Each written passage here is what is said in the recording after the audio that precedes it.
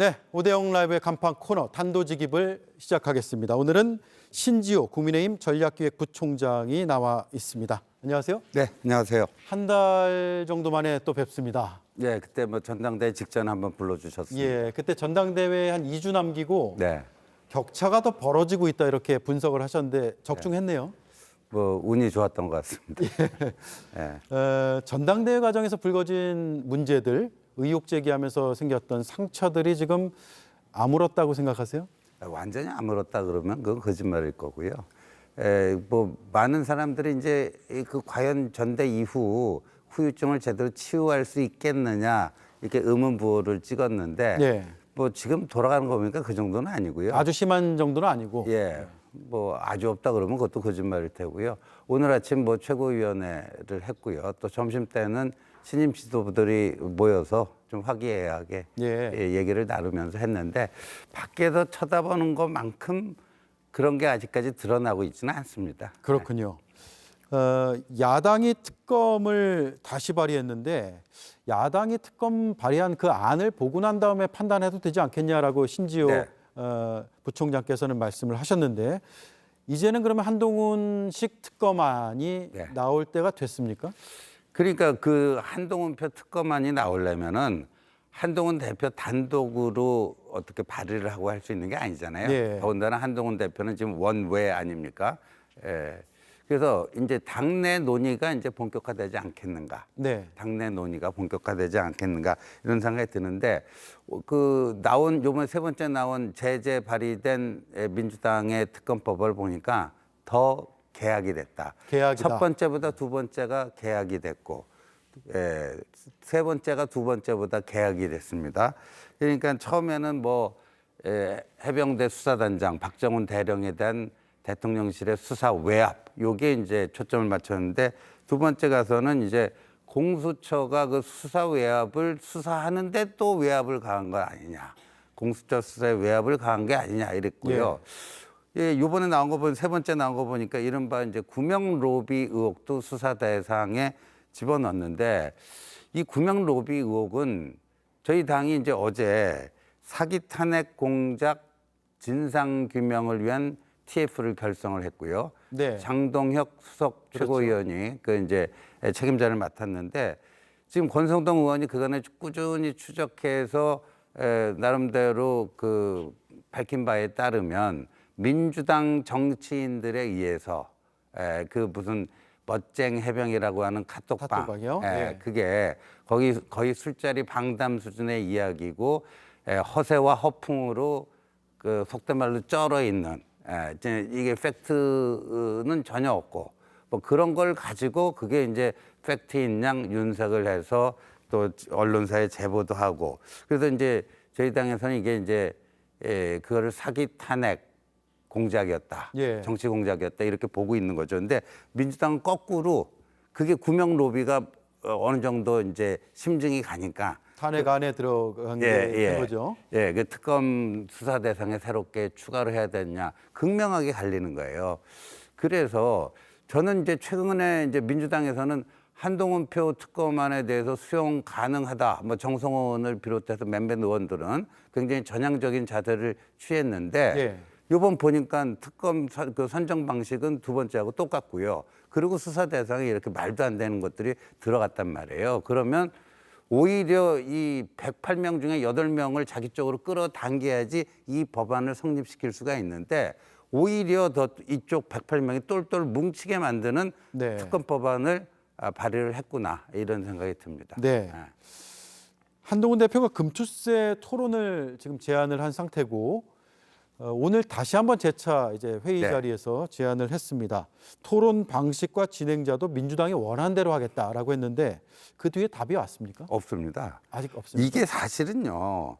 국세청장 출신의 민주당 원내 부대표 임광현 의원이 제시한 방식을 네. 한동훈 대표가 전폭적으로 다 수용한 거예요. 격식 따지지 않고요.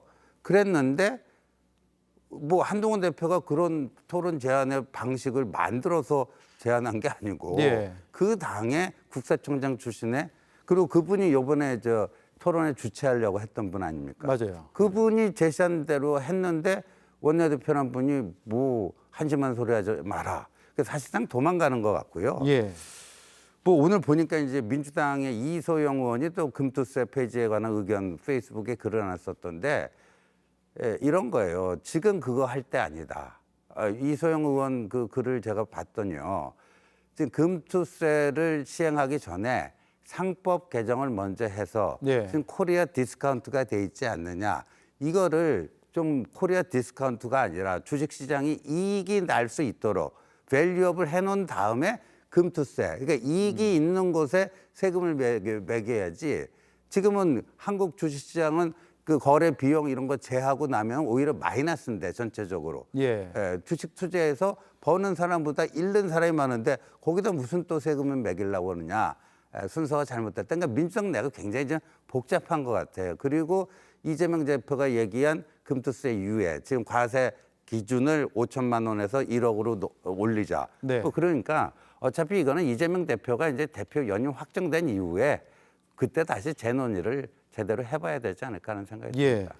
한동훈 대표는 취임 뒤에 민생 강조를 제일 먼저 했고 하고 있는데 이재명 후보도 먹사니즘을 얘기하고 있거든요. 이제 겉에서 보기에는 둘 다 민생을 강조하고 있으니까 이재명 후보가 당대표가 되면 양당의 대표가 민생 토론회를 좀 주기적으로 주제를 바꿔가면서 열면 어떨까 싶은데 그럴 계획도 한번 생각해 보시면 어때요? 뭐 저희로서는 대환영입니다. 대환영입니까? 예, 그래서 뭐 일부에서는 한동훈 대표가 뭐 20년 동안 검사만 했는데 뭐 민생 경제에 대해서 아는 게 뭐 얼마나 있겠느냐 뭐 그런 걱정도 해주시는데 예. 열심히 잘 준비해서 나갈 겁니다. 그래서 이런 기회를 통해서 여야의 대표가 그 민생 현안에 대해서 어떤 생각을 갖고 있고 공통점과 차이점이 무엇인지 뭐 예. 그런 것들을 국민들 앞에 좀 선명하게 보여줄 필요가 있고 그런 국민적 그 감시의 눈이 있어야지 여야가 국민 무서운 줄 알고 서로 진짜 타협하고 싶은 마음이 없더라도 예. 타협하는 척이라도 할 거 아닙니까? 예. 그런 의미에서